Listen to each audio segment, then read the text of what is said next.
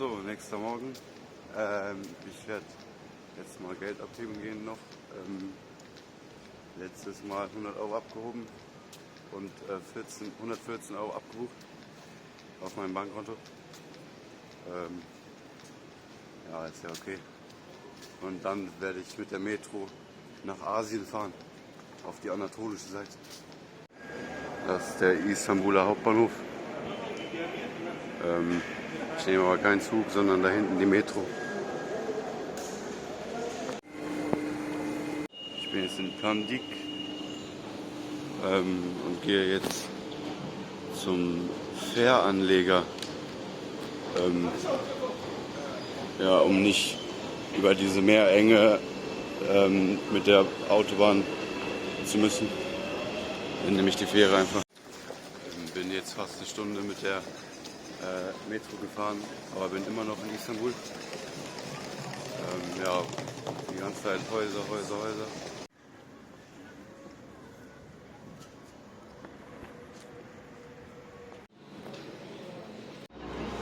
Ticket.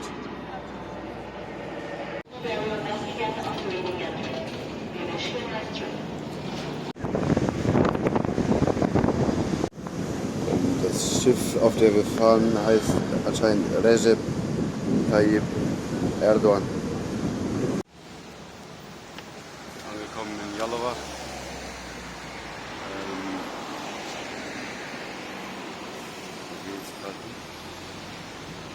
Ich stelle mich jetzt an die Straße Richtung Bursa. Das ist das Ziel heute. Das sind nur 60 Kilometer. Mein neuer Spot. Okay, es geht direkt nach Bursa. Oh, no. No? Okay, wir sind jetzt gerade mal ausgestiegen zum Fotos machen. Das ist Gemlik. Hier wachsen aufgrund der mikroklimatischen Bedingungen die besten Oliven der Welt. Ja, er hatte eine Waffe im Handschuhfach. Er ist nämlich Polizist. Ja, aber Zivilpolizist, und als ich die Waffe gefilmt habe, hat er auch in dem Übersetzer eingegeben, Vertraulichkeit, irgendwas mit Vertraulichkeit. Und ja, er möchte halt anonym bleiben, deswegen werde ich jetzt auch hier nicht seinen Namen nennen. Er hat mir auch seinen Dienstausweis gezeigt. Ja, und fährt jetzt nach Antalya. Da wo mein Flug abgeht am nächsten Samstag. Aber ich bin jetzt erstmal nur bis Bursa mitgefahren und nicht schon nach Antalya. Das wäre zu viel. Ja. Ich bin gerade noch auf der Autobahn unterwegs, weil er hat mich hier rausgelassen, weil es nicht so einfach ist, hier von der Autobahn runterzufahren und wieder drauf zu fahren. Weil es gibt immer diese Kontrollpunkte und wo man Gebühr bezahlen muss, und dann sind das auch noch Ausbahnkreuze und so. Jetzt laufe ich einfach zu Fuß zur Straße und treffe Arbeit. Dann hat er irgendwas mit Angela Merkel angefangen zu reden und irgendwas mit christlicher Partei, und dann haben wir irgendwie über Religion geredet, und dann meinte er auch, er ist Atheist und hat eingegeben, den Übersetzer, Religion ist Opium, Drogen und dann Narkotika. Also er findet es auch sehr, sehr schlimm mit der Religion. Da sieht man den Uludağ-Berg, den möchte ich morgen besteigen. Ich bin ja auch schon auf der Ausfahrt Bursa ausgestiegen, aber bis zur Stadt sind es noch 6 Kilometer oder so, und deswegen stelle ich mich da hinten nochmal hin. Oder doch mit Bus. 4 Lira hat sich angeboten. Er hat einfach vor mir gehalten. Da war auch aus Versehen auf eine Bushaltestelle, und dann bin ich einfach eingegangen. Ich bin in Bursa. Da sind die Hänge des Uludağ. Ja, und jetzt suche ich mir ein Hotel, weil Hostels gibt's in Bursa irgendwie nicht. Ich habe Hostel Bursa eingegeben bei Maps. Da kamen nur Ergebnisse, die Hotel heißen. Da ist mein Hotel, Güner Hotel.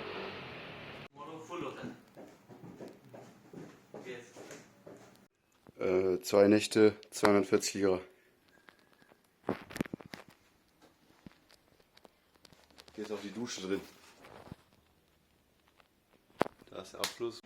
Hier jetzt noch mal in die Stadt, was essen und was sich umgucken. Das ist der Iskender Döner. Den hatte mir der Polizist empfohlen. Dann mache ich das jetzt mal. 59 Lira 50. Der muss ja richtig gut sein. Mit Wartemarke. Das ist der Döner. Hatte ich gar nicht erwartet, dass es in der Schale ist. Aber auch schon ein Uluda-Getränk gefunden. Das ist aber nur Mineralwasser und kein Limo, wie es in Deutschland ist.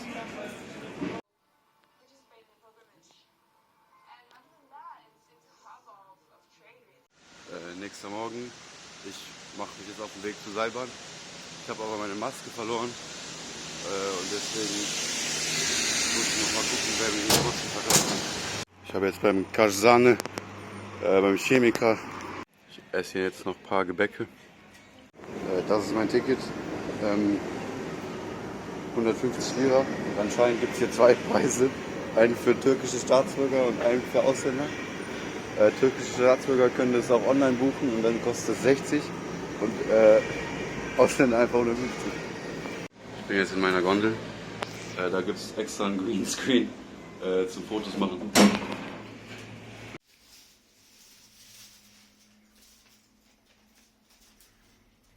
Ach so, habe eben an der Kasse auch ein Gespräch mitbekommen.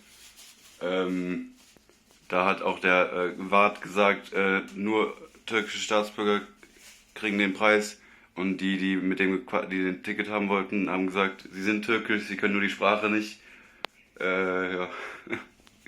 Und ja, dann mussten die den vollen Preis 150 Lira bezahlen. Jetzt sieht man ganz Bursa, eine Stadt mit fast 2 Millionen Einwohnern. Auch im Fels sind türkische Fahnen. Der Blick wird immer fantastischer. Ich bin jetzt bei der ersten Station, Kadir Yayla.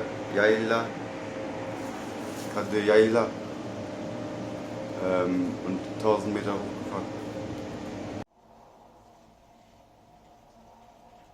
Nächste Station Sarı Alan.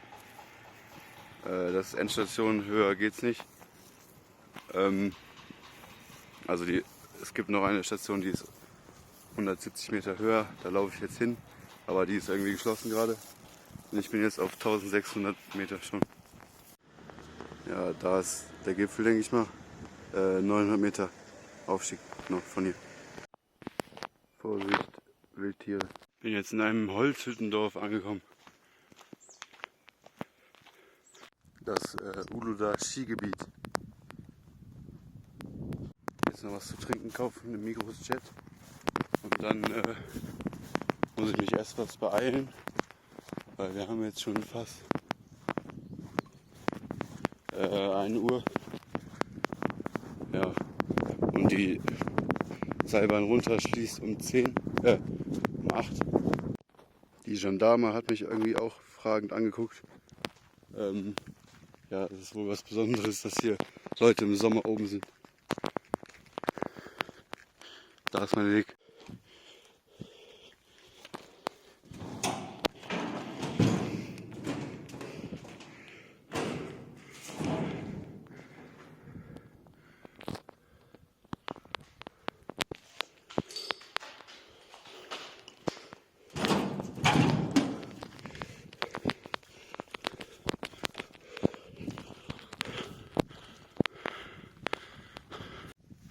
Ich glaube, das ist gar nicht der Gipfel, weil auf der Karte liegt der Gipfel noch 5 Kilometer dahinter. Das ist nur ein Vordergipfel. Das scheint auch noch nicht der Gipfel zu sein. Der ist noch zu nah.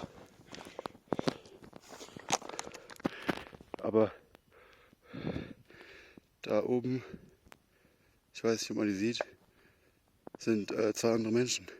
Die ersten, denen ich begegne.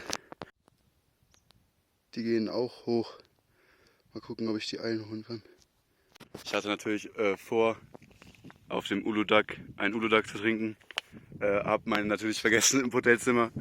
Aber die beiden Kollegen haben eine dabei. Und jetzt kann ich doch meinen Schluck nehmen.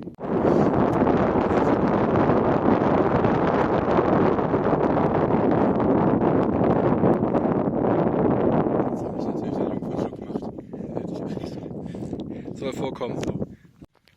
Es waren natürlich Deutsche, wie soll es anders sein? Deutsche gibt es überall. Sie nehmen den Gipfel dort. Und ich gehe da hoch. Weil nach meiner Karte ist das der Gipfel. Das sind noch 4 Kilometer. Und wir haben jetzt kurz nach 2. Ja, deswegen bin ich gut in der Zeit. Das scheint gar nicht der Gipfel zu sein. Ich glaube, das ist der Gipfel.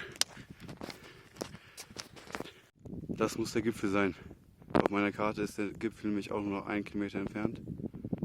Aber ich bin vom Weg abgekommen. Dieser Weg führt ins Nichts. Mein Weg ist da oben. 14:55 Uhr. Ich stehe kurz bevor die Erreichung des Gipfels. Okay, doch nicht. Der Gipfel ist einen halben Kilometer weiter. Ich habe zu wenig auf die Karte geguckt. Das scheint der Gipfel zu sein. Da steht nämlich eine Türkei-Fahne.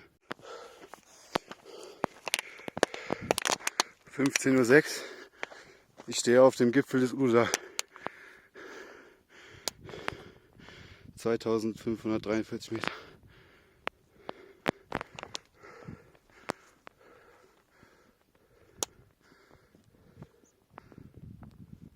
Türkei.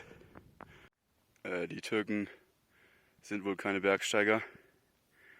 Niemand hier. Auf dem ganzen Weg keine getroffen, nur die beiden Deutschen. Das ist die andere Seite. Da hinten ist Bursa irgendwo. Und da ist der Gipfel, wo die anderen 2 hoch sind. Mache jetzt noch mal einen Abstecher zu diesen Wasserrückhaltebecken da unten, weil ich auf der Suche nach der Quelle bin, die diesen Getränken den Namen, ja, den Namen. Ist auf jeden Fall sehr klar, das Wasser. Ich denke, das kann man auch trinken. Ich habe nämlich nichts mehr. Das hat sich auf jeden Fall gelohnt. Schmeckt sehr gut.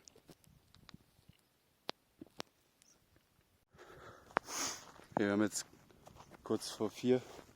In 3,5 Stunden geht die Sonne unter. Ab nach Hause. Da ist mein Weg. Das habe ich eben gar nicht bemerkt, als ich gegangen bin. Aber da liegt mit Steinen gelegt ein Halbmond und ein Stern. Ay Yıldız, wie mein Mobilfunkanbieter. Ein paar Türken waren hier wohl doch schon mal oben. Ich bin wieder hier. Da ist das Skigebiet. Wir haben jetzt 5:10. Ich glaube, er würde sich auch mit dem Bär anlegen. Zurück in dem Holzhüttendorf und hier wird gecampt, hier ist auch ein Campingplatz. Und diese Hütten kann man sich wahrscheinlich mieten.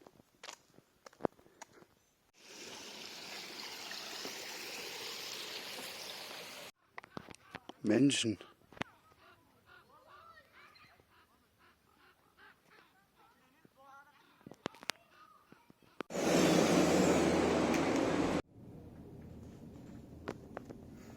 Nochmal Bursa bei Nacht.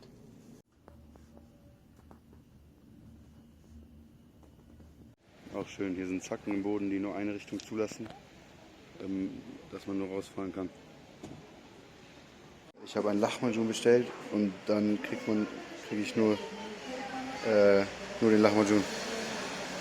Aber auch schon ein bisschen geahnt, weil Lahmacun nur 8 Lira kostet, 80 Cent. Adana Kebab. Mit Minz, irgendwas, Brot, Fleisch.